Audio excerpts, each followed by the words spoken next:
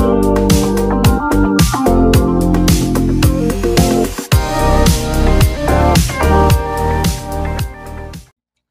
semua, salam sejahtera Malaysia. Selamat datang ke channel Fels Lifestyle. Tuan-tuan dan puan, setelah baru-baru ini kita mendengar satu isu ataupun satu berita tentang satu nama Menteri Besar Kelantan, MB Kelantan, yang didakwa telah melabel dua calon PHBN sebagai individu yang menolak perjuangan Islam. Akhirnya saudara-saudara, PHBN telah membuat satu laporan polis terhadap MB Kelantan. Ini bukan lagi cerita kedai kopi, bukan lagi cerita kawan-kawan, tapi akhirnya akan diambil serius oleh PHBN, di mana dalam satu artikel dari H Metro ataupun My Metro, PHBN buat laporan polis terhadap MB Kelantan. Pakatan Harapan dan Barisan Nasional Bahagian Rantau Panjang membuat laporan polis ke atas Menteri Besar Kelantan, Datuk Muhammad Nasruddin Daud, susulan kenyataannya yang melabel dua calon PHBN menolak perjuangan Islam.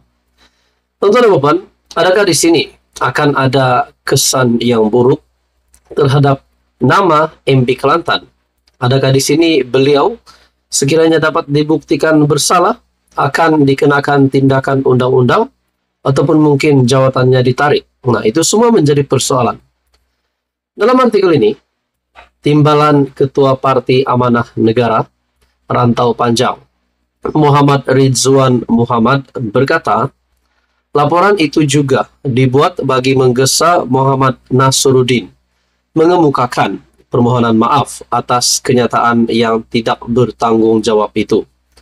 Katanya, apa yang dilontarkan Muhammad Nasruddin melalui ucapannya pada Jumaat lalu bukan sahaja boleh memecahkan perpaduan umat Islam, malah seperti menunjukkan dua calon PH dan BN masing-masing di Dun, Kota Lama dan Galas seakan-akan melawan perjuangan Islam.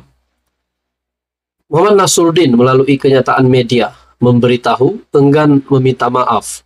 Selain mahu kami menyemak semula rakaman rekod ucapannya, namun begitu, selepas beberapa kali disemak, memang jelas apa yang disebutnya merujuk kepada calon Dr. Hafizah Mustaqim dan Muhammad Syabuddin Hasim.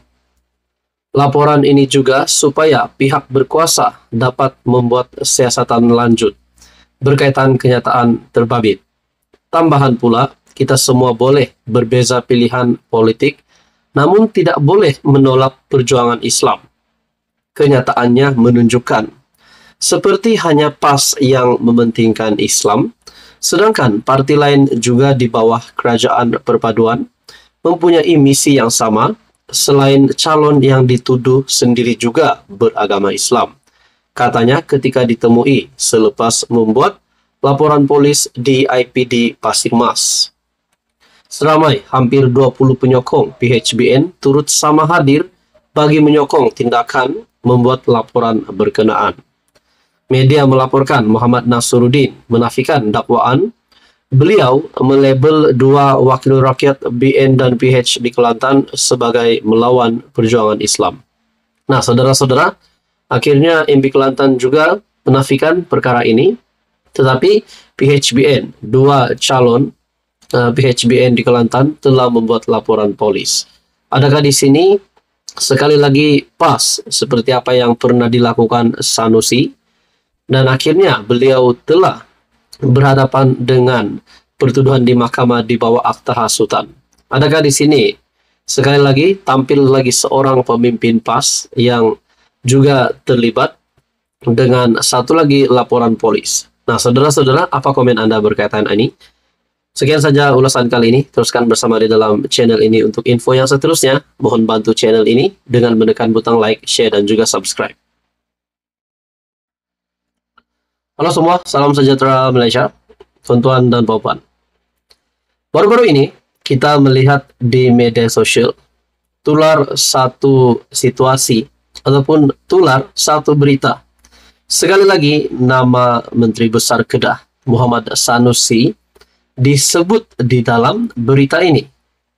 Sudah pasti Anda juga sudah mendengar berkaitan dengan nama Sanusi yang mengetuk kepala seorang wanita. Pada akhirnya saudara-saudara, ada banyak kecaman yang diterima oleh Muhammad Sanusi. Tetapi di sebalik kecaman yang diterima, di sebalik situasi yang tular ini, adakah di sini Menteri Besar Sanusi memang bersalah? Dan kita menunggu respon dari pihak-pihak yang berkepentingan untuk menyuarakan perkara ini. Dan tidak lain dan tidak bukan daripada keluarga wanita yang diketuk kepalanya itu menggunakan kertas. Apa yang terjadi sebenarnya?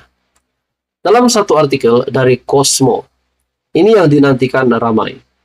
Ada yang kata sebelum ini, setelah Sanusi melakukan ini, adakah itu boleh dikatakan sebagai satu lagi salah laku, ataupun satu lagi perbuatan yang tidak sepatutnya dibuat oleh MB Kedah.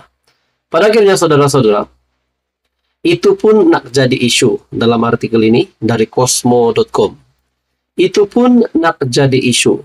Ibu pelajar diketuk Sanusi. Wah, kali ini ibu kepada pelajar perempuan yang diketuk Sanusi itu telah bersuara.